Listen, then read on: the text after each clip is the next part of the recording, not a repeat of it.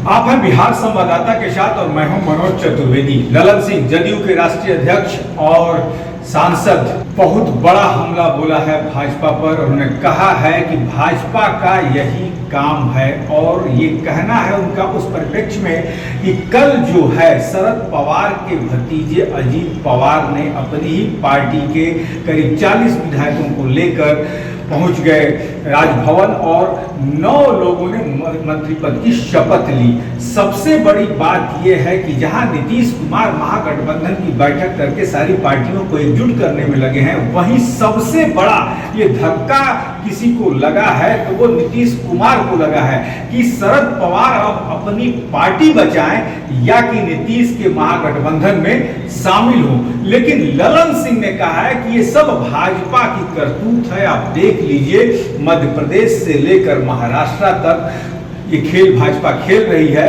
और ये खेल कौन सकता है? ये खेल जिसके पास पैसा होगा वही खेल सकता है। तो क्या कुछ कह रहे हैं ललन सिंह? पहले सुनवा दें आप। पहली बात तो कि महाराष्ट्र की घटना पर ध्यान दीजिए। भारतीय जनता पार्टी इसी सब काम में लगी रहती है। धन बल के बल पर, ताकत पर सरकार को अपदस्थ करना, सरकार को गिराना, सरकार बदलना, ये कौन कर सकता है जिसके पास धन बल हो? और ये कोई नया बात नहीं है। हम लोग जब एनडीए में थे तो हम लोग के साथ शुरू हुआ था अरुणाचल में धन बल का प्रयोग करके। तो भारतीय जनता पार्टी इसमें माहिर है, लेकिन अंतोगत्वा जनता से उनको जवाब वैसा ही मिल जाता है।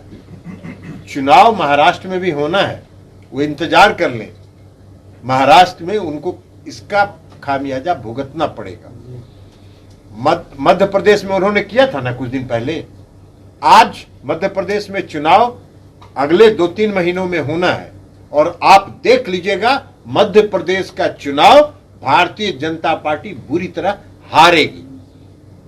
तो इसलिए क्षणिक लाभ के लिए वो जितना धन बल का प्रयोग कर ले उससे कोई फर्क नहीं पड़ता है। जनता सब आंख खोल के देखती है इनके कारनामों को, इनके काले कारनामों को। अब अभी कुछ दिन पहले प्रधानमंत्री जी का भाषण सुन रहे थे।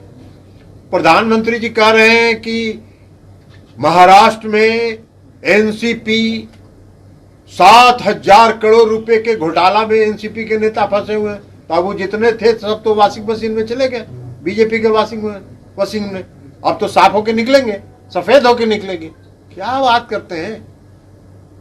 ये डर दिखा के लोगों को भयभीत करके, धन बल का प्रयोग करके ये सब काम करते हैं। अगर महाराष्ट्र में बहुत दिन पहले श्री एकनाथ शिंदे को इन्होंने दल बदल करके मुख्यमंत्री बनाया, काहे नहीं बम्बई म्युनिसिपल कॉर्पोरेशन के चुनाव करवा रहे हैं? साहस नहीं है उनको मुंबई म्युनिसिपल कमिश्नर का चुनाव कराना, इसलिए बुरी तरह हारेंगे वो। उनको मालूम है कि वो हारेंगे और इसका भी परिणाम यही होगा कि महाराष्ट्र में चुनाव होगा, वो बुरी तरह हारेंगे लोकसभा के चुनाव। सर बिहार में भी ऐसी घटना? बिहार की बात तो छोड़ दीजिए। मोदी जी, सुशील मोदी जी मुंगेरी लाल का हसीन सपना देखते रहते हैं और वो फिर मुंगेरी लाल का हसीन सपना देख रहे हैं।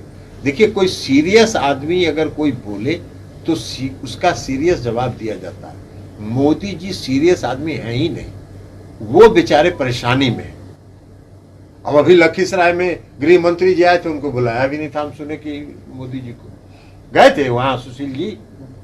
अरे सुशील जी गए थे वहां, आप लोग में से कोई देखे उनका फोटो? नहीं गए, नहीं गए थे। तो आपने सुना ललन सिंह ने कहा कि ये खेल सिर्फ भाजपा ही खेल सकती है। उसके पास धन बल है, उसके पास एजेंसियां हैं, डरा धमका कर। क्योंकि हम आपको बता दें अजीत पवार के ऊपर भी बहुत बड़ा एक केस है।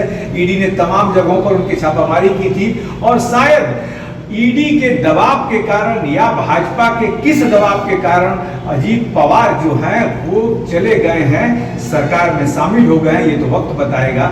लेकिन शरद पवार अब क्या करेंगे इस पर भी सबकी नजर रहेगी। आप बने रहिए हमारे साथ।